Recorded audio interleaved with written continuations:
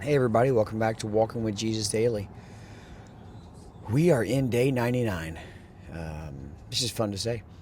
Um, this is our 99th day, one shy of 100, 99 more than zero.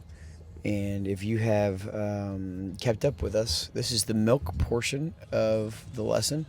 This is where we're going to skim through and see, on the surface level mostly, get a little bit spiritual, but not a lot, and see what's going on in the life of Jesus. We are in the mindset of walking with Him. That's why this is called Walking with Jesus Daily. Um, it's not. It is a literal walk. It is a walk through His life. It is a walk in so many ways. So let's get started here. We're going to be finishing up John chapter 4. We got verses 46 through, I think, 54 is what it looks like. Okay. And to set the stage real quick, remember that Jesus has just returned from Samaria, 2 days there teaching. We had none of those lessons. Returning to Galilee. So he's teaching in Galilee. And as he's teaching in Galilee, he's teaching, repent, the kingdom of heaven is at hand. The time is fulfilled. He moves from Nazareth up to Capernaum to fulfill another prophecy of the light that will be shined in that place, and he is that light. I just wonder, it says the Galileans received him, right? They welcomed him. He was being lifted up and glorified. And you just think about someone's rise to fame, if you will. We talked about it a little bit, but just imagine the crowds are growing. This is getting bigger and bigger. There are more people following Jesus. It's kind of like a church, right? More and more people are following Jesus. Here's a question. What part of that church are you? Are you the guy or the girl who just shows up when you're supposed to, and you listen to the lesson and you go home? I mean, this all goes back to our soil.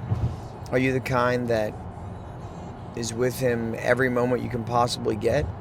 Are you the in between that? Are you the one that can't get enough of His teachings, or are you daydreaming? And it just makes me wonder. Let's get into today's reading. It said, so he had come again to Cana in Galilee. Now we know where Cana is. This is where he performed the miracle of water into wine, right? And he's entering back in to this place, Cana. And it means he's going south from Capernaum into Cana in Galilee, where he made water into wine. And at Capernaum, so back home, okay, not in Cana. I think Cana would probably be somewhere around 18 miles south. Remember, we don't have cars. So we're on foot. I don't know if you've ever walked 18 miles, but if you have, then you can understand to some extent of what's taking place here. And it said, at Capernaum, there was an official whose son was ill. When this man heard that Jesus had come from Judea to Galilee, he went to him.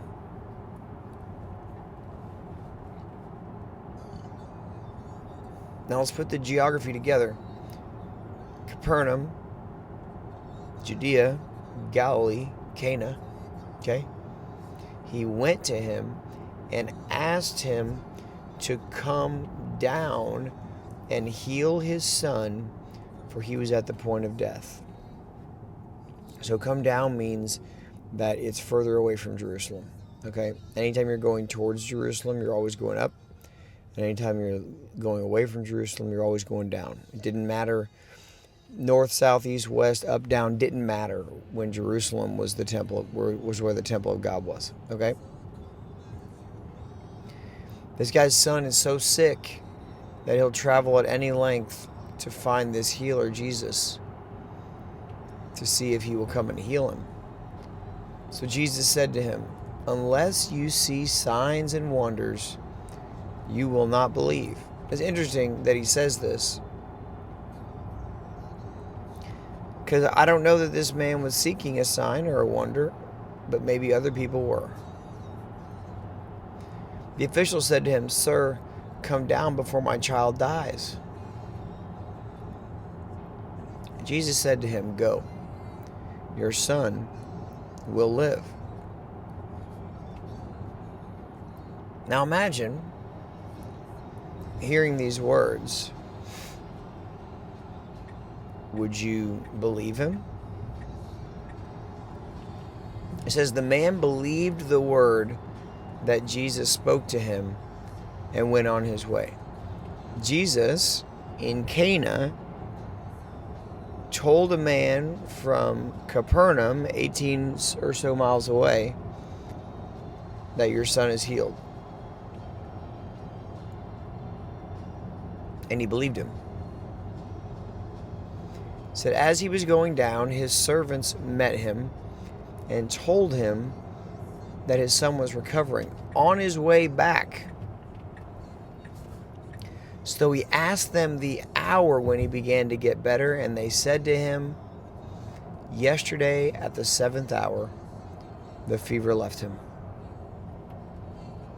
The father knew that was the hour when Jesus had said to him, your son will live. And he himself believed, and all his household. This was now the second sign that Jesus did when he had come from Judea to Galilee. So both of the signs that we have, not all of the teachings, the signs have taken place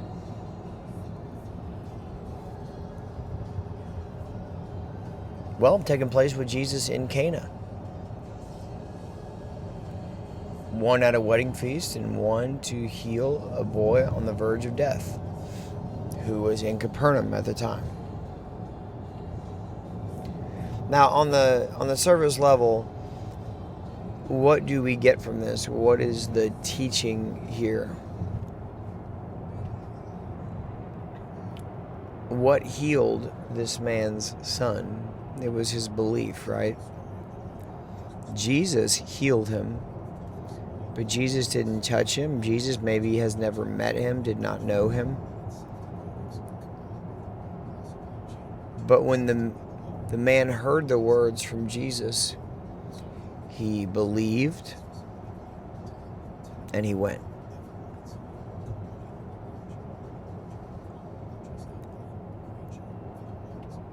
Where is our faith in this?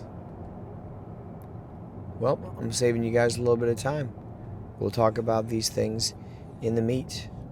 But in the meantime, what a cool story.